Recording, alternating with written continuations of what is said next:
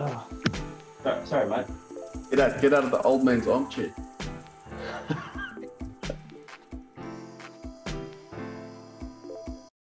So again, I'm probably one of the fortunate one of the three of us. Dan hasn't received his box of beers yet, although he has tasted that beer last week. Brad's crook, so he hasn't been drinking since Wednesday. Yeah. I guess run us through what we can expect from this beer, and also why you chose the ingredients to put into this beer. And I'll go and grab my sample bottle and give it a taste. Righto. I don't know. I guess it's a bit hard to explain how the beer's going to come across without trying it. I guess the ingredients, I sort of wanted it to be like didn't want to go with another hazy IPA, but I wanted to go with something a little bit, I guess, lighter or more sessionable. So that's why I went down like the hazy pale ale route rather than the IPA. So decided I wanted to use spelt in this one, but didn't manage to get a hold of any, so we used with the flaked wheat. First time using flaked wheat, so I don't know how well that was going to go either. Do you remember what other grains as your base? Yeah, I'm actually just trying to find the recipe. Oh, yeah, sorry. Yeah. I don't know it off the top of my head. I know it was just I think Pilsner, or pretty sure. Yeah, it was a Pilsner. Pilsner malt, the flaked wheat, Gladiator, a little bit of Gladiator and a little bit of sour grapes. And I just wanted to go with an all New Zealand sort of hop IPA, or hazy pale ale. So that was the reasons why I've used Rewalker Port 4337 and Nelson 7.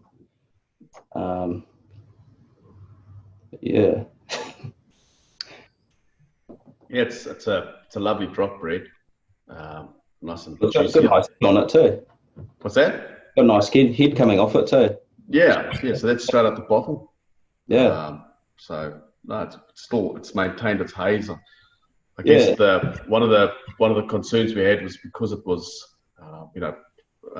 conditioning during lockdown. One of the issues was that the haze might drop out. Yes, that was my concern. Yeah, I wasn't, because obviously hazy is notorious for dropping the haze quite quickly. Well, I find anyway. Yeah. Look, it's maintained its haze, which is great. I think that's one of the concerns blocked out. The other one was the freshness of it. Yeah.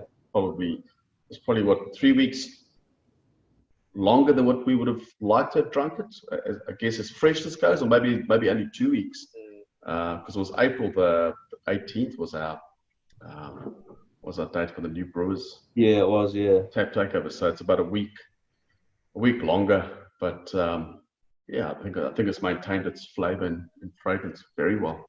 I remember it being quite fruit, definitely fruit forward, hop forward, still, which was really cool.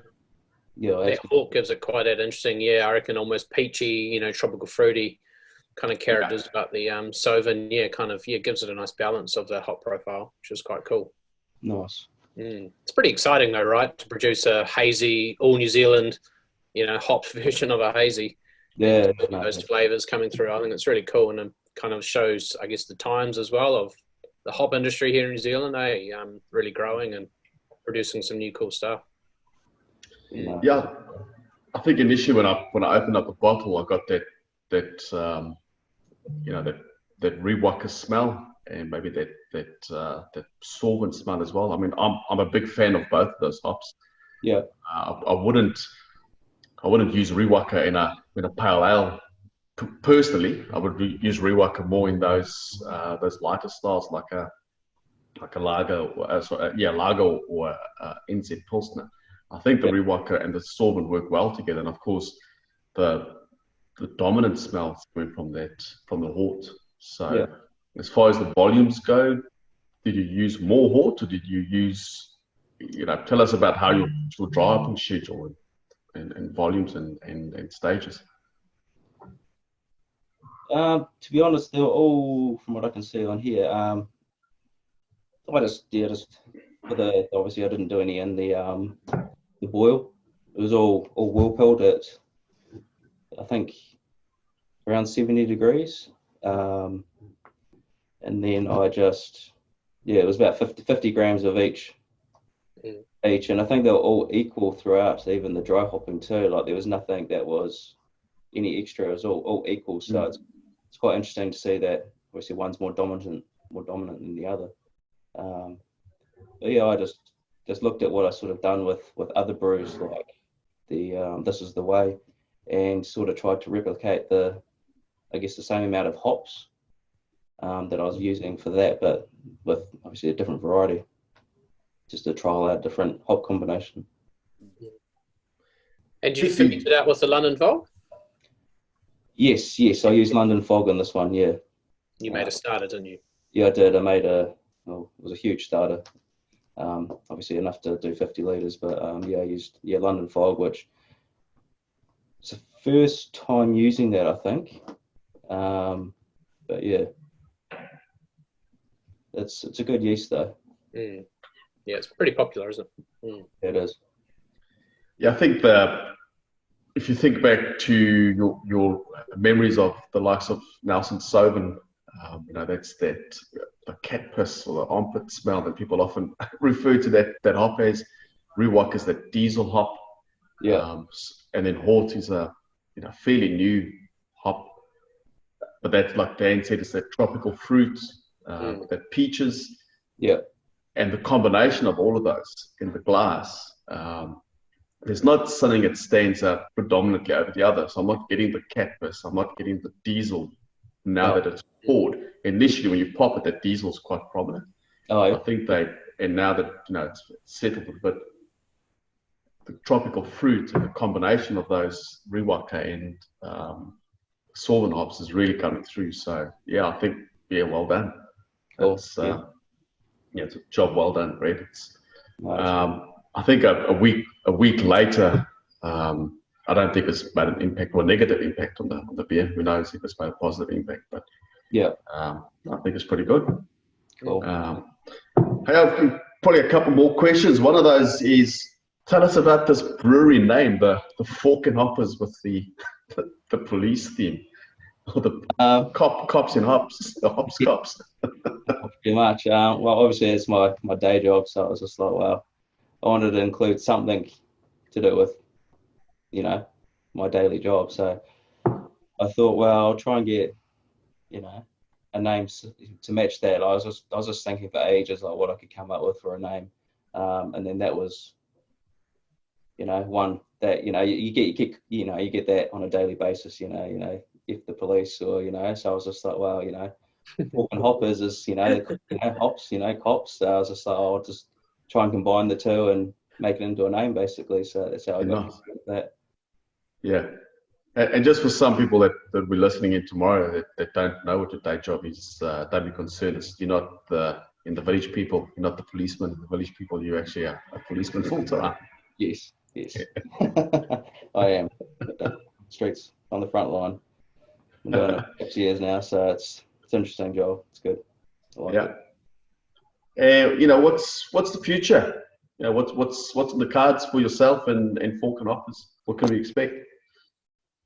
Well, I'd like to definitely get bigger, but I guess that's time and money and stuff like that. But trying to get my name out there, maybe doing more brews at Brew Academy, and trying to get kicks out, stuff like that. I'd eventually like to have maybe a brew pub or even just a wee brewery or something like that, just a nano brewery that I can just produce small amounts like Sam and Ollie, do something similar to what they're doing. Fantastic. And maybe and still doing the police even part time if I could. That'd be pretty cool. Yeah. So. All right. Excellent. Cool. Yeah. Dan, any additional questions for Brett? Nah, it's very cool. I'm really looking forward to trying the beers. and I had that sample, but yeah, definitely keen to try it again, and have bit more, get a bit more in as well. So had a weak sample, but it'd be nice to get a glass in front and just try it, and just things that we've talked about, I guess.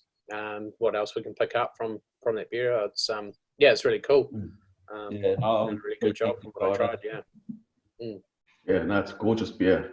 Obviously, along with the rest of them too, like they all look pretty amazing from what we had the other day spewing it. So it's going to be a case. All those beers in that mixed pack is fantastic. And I don't think it's fair to put the comment that it tastes like a commercial beer. I don't think that I'll be doing those beers any justice. Those beers are fantastic, and any one of them you'd find on the supermarket shelf or on tap. I'd be quite happy to pay $12-13 a pint for those beers.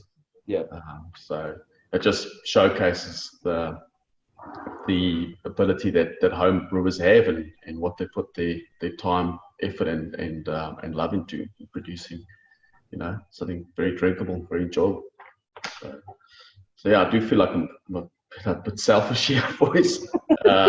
Just came down to logistics and getting this all right yesterday, but I'm loving the beer. But from my side, that's all the questions I've got covered off. If there's nothing further, Dan, we'll let Brad go. And hope you're feeling better, mate, and you can get to drink a beer in the next couple of days. Yeah, hopefully. Well, I hope everyone enjoys the beer though.